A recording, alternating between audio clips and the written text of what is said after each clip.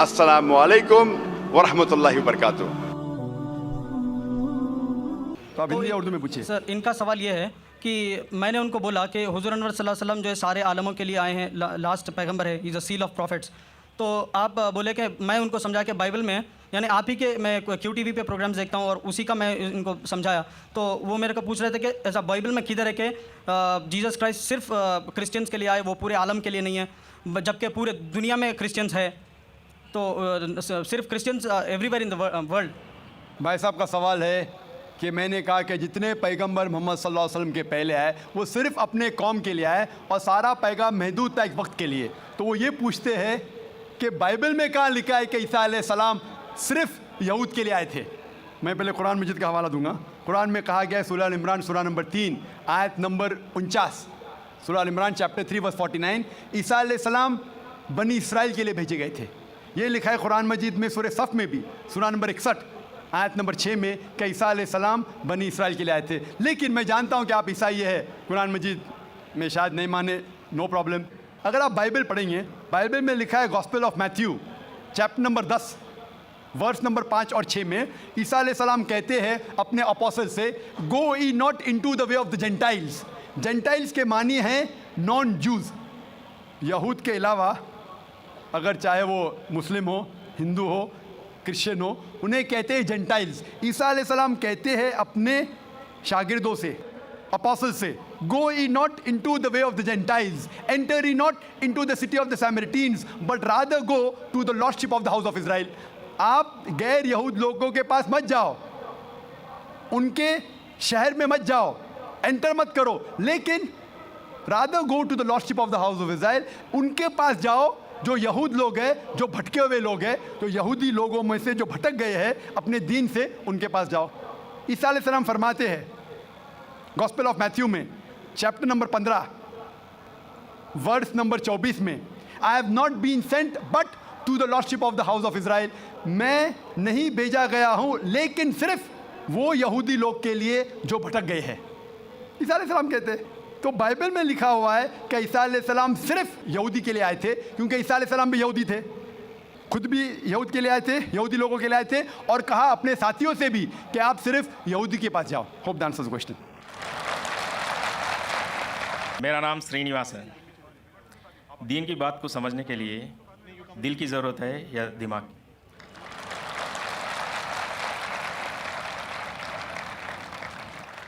भाई साहब ने अच्छा सवाल पूछा है कि दीन को समझने के लिए दिल की ज़रूरत है क्या दिमाग की? दोनों की ज़रूरत है, दिल की भी और दिमाग की भी, दोनों का कनेक्शन है। दिल की भी ज़रूरत है, दिमाग की भी ज़रूरत है। अगर सिर्फ दिल की बात मानने को कहे और कोई इलॉजिकल बात कही जा रही है, बोले दिल से मैं मानता हूँ 2 + 2 3 है, 2 + 2 5 है। आपको और कुछ इजाफा करने का सवाल में? जी हाँ, बोलिए। मैं आपका प्रोग्राम सुनता हूँ, रब्बी स्ट्रॉली सदरी वायसिल अमरी वाहलुल उक़दतम मिन लिसानी यफ़क़हू क़ौली। तो सेंटर क्या है?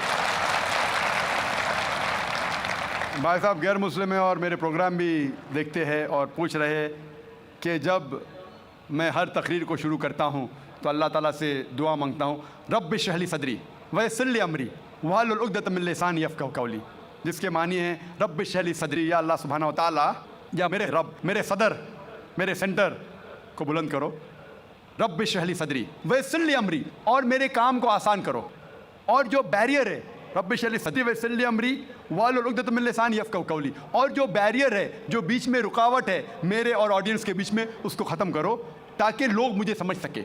ये जो सदर का लफ्ज़ है, इसके अंदर सदर का लफ्ज़ होता है, एक मानी है सीना, ब्रेस्ट, एक्सपैंड बाय ब्रेस्ट, सदर के मानी सेंटर भी है। तो आपने जो सवाल पूछा था कि काम दिल से लेना चाहिए या दिमाग से, तो ये 2 मानी है, सदर में है दिल, चेस्ट के अंदर दिल, और ये सेंटर में है दिमाग। तो मैं अल्लाह ताला को दोनों को बुलंद करने के लिए कह रहा हूँ, मेरे दिल को भी और मेरे दिमाग को भी, even my centre, my intelligence as well as my heart. और कई जगह आप देखते हैं जब लैंग्वेज डेवलप होती है, अल्लाह ताला फरमाते हैं कुरान मजीद में सूरह बकरा में सूरह नंबर 2 आयत नंबर 7 और 8 में, ख़तमल्लाह क़ुलूबिहिम, कि अल्लाह सुब्हानहू व तआला ने कल्ब, हार्ट पे मोहर लगाई है। कल्ब his put a seal on the heart. तो लोग पूछते हैं कि कोई दिल से सोचता है? सोचना तो दिमाग से। तो कल्ब की 2 मानी हैं, एक मानी है दिल एक मानी है इंटेलिजेंस, सेंटर, इंटेलिजेंस। और जब भी ज़बान हम देखते तरक्की करती है तो कई अल्फाज इस्तेमाल में आते हैं। मिसाल के तौर पे अंग्रेज़ी ज़बान में हम कहते हैं लूनेटिक। लूनेटिक मीन्स पागल इंसान को कहते हैं, लेकिन सही मानी लूनेटिक का है स्ट्रक बाय अ मून। जो चांद के ज़रिए जो स्ट्रक होता है, चांद ने उसके ऊपर असर किया होता है, उसे कहते हैं लूनेटिक। बट अंग्रेज़ी में लूनेटिक कहते हैं पागल इंसान को। मैं डॉक्टर हूँ, लूनेटिक मतलब पागल इंसान, लेकिन सही मानिए तर्जुमा है स्ट्रक बाय मून। हम जानते हैं चांद को पागलपन से कोई लेना देना नहीं है। हम लफ्ज़ इस्तेमाल करते हैं डिज़ास्टर। डिज़ास्टर मतलब कोई खौफनाक चीज़, कोई चीज़ गलत काम जो होता है, डिज़ास्टर लाइक फ्लड हो जाता है, सुनामी, अर्थक्वेक। लेकिन डिज़ास्टर की सही मानिए ईविल स्टार, ईविल सितारा। हम जानते हैं सितारों का कोई लेना देना नहीं है अर्थक्वेक से या बाढ़ से, लेकिन फिर भी this is development of a language. हम कहते हैं सनराइज। सनराइज मतलब सूरज उगता है, निकलता है। हम साइंस में जानते हैं सूरज ना राइज होता है ना सेट होता है, फिर भी हम सनराइज और सनसेट कहते हैं। ये डेवलपमेंट ऑफ द लैंग्वेज। हम जानते हैं सूरज वहाँ है, ये हमारी जो धरती है, ज़मीन है, वो सूरज के गोल घूम रही है। सूरज धरती के गोल नहीं घूमता, फिर भी हम कहते हैं सनराइज सनसेट। हम कहते हैं कि मैंने दिल से याद किया। याददाश्त है दिमाग में, दिल में नहीं, फिर भी हम कहते हैं हमने दिल से याद किया। कहते हैं कि नहीं? मैं आपको I love you from the bottom of my heart, मैं दिल से आपको चाहता हूँ। चाहत दिमाग में, दिल में नहीं। डॉक्टर कहते हैं कि जो centre of love is in the brain, फिर भी डॉक्टर जब अपनी बीवी से कहेगा वो यही कहेगा मैं आपको दिल से चाहता हूँ, दिमाग से नहीं। साइंटिस्ट जानता है कि centre of love is in the brain, दिमाग में। तो ये डेवलपमेंट ऑफ द लैंग्वेज है। आपका जो बेसिक सवाल था कि दीन को दिमाग से समझना चाहिए या दिल से, मैंने कहा दोनों से। अगर आप दिल कहते हैं मैं अंदरूनी चाहत, वो इम्पॉर्टेंट है, लेकिन दिमाग को बंद नहीं कर सकते। आप अंधविश्वास नहीं कर सकते। आपने कहा कि मेरा मज़हब कहता है 2 जमा 2 3, हाँ मैं दिल से मानता हूँ, मान लिया। दिमाग कहता है नहीं, गलत है। तो दिल से भी काम लेना चाहिए, दिमाग से भी काम लेना चाहिए। इसीलिए कुरान मजीद में कई जगह लिखा है कि ये एक पैगाम है समझदार लोगों के लिए जो दिमाग से सोचते हैं, और साथ साथ दिल वालों के लिए भी है, दोनों के लिए। तो दोनों साथ साथ होना चाहिए। इस्लाम इसीलिए मैंने कहा ऐसा मज़हब है जो दोनों ज़रूरियात पूरी करता है, बॉडी की, जिस्म की भी और रूहानी भी, स्पिरिचुअल भी। ये वाहिद मज़हब है जो दिल को भी तसल्ली देता है और दिमाग को भी। बाकी जितने दिगर मसाइब तकरीबन स्पिरिचुअल बात करते, कुरान दोनों takes care of the spiritual need as well as the physical need. Hope that answers the question. अस्सलाम वालेकुम रहमतुल्लाहि व बरकातुहू। जाकिर भाई, एक्चुअली मैं पिछले 2 साल से पीस टीवी देख रहा हूँ। मुझे घर में टोटली बैन कर दिया है पीस टीवी देखने की वजह से। मुझे पीस टीवी देखने नहीं देते, और मैं छुपके से आपकी सीढ़ी भी देखता हूँ और छुपके से नमाज भी पढ़ता हूँ। तो मैं आज इस्लाम कबूल करना चाहता हूँ। मेरा नाम अमर दुबे है, प्रॉपर मैं सोलापुर से हूँ। आपका नाम क्या है? वोडाफोन नाम अमर दुबे। अमर दुबे। यस भाई साहब अमर दुबे शोलापुर से है और कह रहे हैं कि 2 साल से वो पीस टीवी देख रहे, चुपके चुपके। चुपके चुपके देखने का ये हाल है तो खुला देखने का क्या हाल होगा। और भाई साहब ने कहा कि घर के लोग ने पीस टीवी बैन कर दी है, फिर भी 2 साल से देख के मेरे तकरीर देख के मुतासर होके आज वो इस्लाम कबूल करना चाहता है। मैं आपसे पूछना चाहता हूँ कि आप एक खुदा, एक अल्लाह में मानते हैं? ऑफ कोर्स मानते? यस। आप मानते हैं कि अल्लाह के अलावा कोई माबूद नहीं? बेशक। आप मानते हैं कि बुत परस्ती गलत है, मूर्ति पूजा गलत है? गलत है। आप मानते? आप मानते हैं कि मोहम्मद सल्लल्लाहु अलैहि वसल्लम अल्लाह के आखिरी पैगंबर है? Yes of course. माशाल्लाह। आपको कोई भी इस्लाम कबूल करने के लिए ज़बरदस्ती कर रहा है? बिल्कुल नहीं। आप अपनी खुद की ख्वाहिश से कबूल करना चाहते हैं? यस बिल्कुल, पूरे होश और आवाज़ में। कोई भी दबाव, माली दबाव, फिजिकल प्रेशर? कुछ भी नहीं। क्योंकि ज़बरदस्ती किसी को कोई धर्म कबूल कराना इस देश में हराम है, और इस्लाम में भी किसी को ज़बरदस्ती मुसलमान बनाना गलत है। लेकिन अगर कोई अपनी खुद मर्जी से इस्लाम कबूल करना चाहता है, ना मैं ना ये देश आपको रोकता है।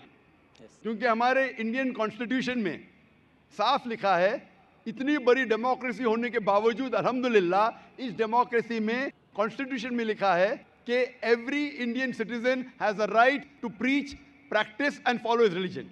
मतलब कोई भी नागरिक है, कोई भी हिंदुस्तानी को हक है कि अपना मनपसंद धर्म के ऊपर अमल करे और उसका प्रचार कर सके। तो अगर आप अपनी ख्वाहिश से कबूल करना चाहते तो आपको कोई नहीं रोक सकता है। आप पे कोई भी ज़बरदस्ती नहीं हो रही भाई साहब। कोई भी नहीं। इंशाअल्लाह मैं अरबी में कहूँगा और आप उसको दोहरा सकते हैं।